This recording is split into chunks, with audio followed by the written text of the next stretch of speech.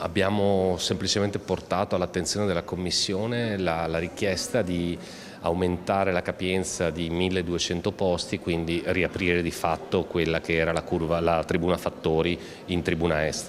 Il Questore ci ha dato l'autorizzazione, quindi la Commissione ne ha preso atto, ci sono da mettere i seggiolini, noi proprio in questi giorni faremo l'ordine dei seggiolini e una volta che arriveranno i seggiolini la tribuna Fattori potrà essere riaperta.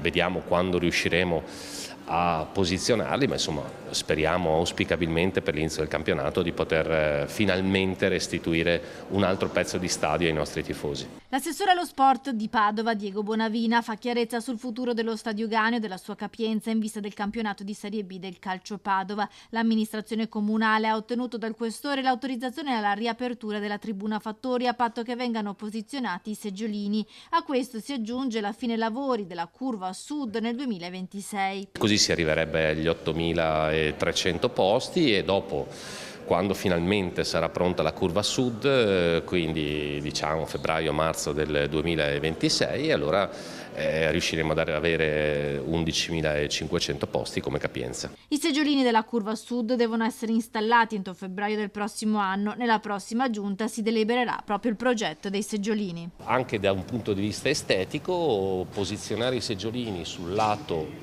tribuna est, lato nord, dà una certa simmetria a quella tribuna che a quel punto potremo definire completa.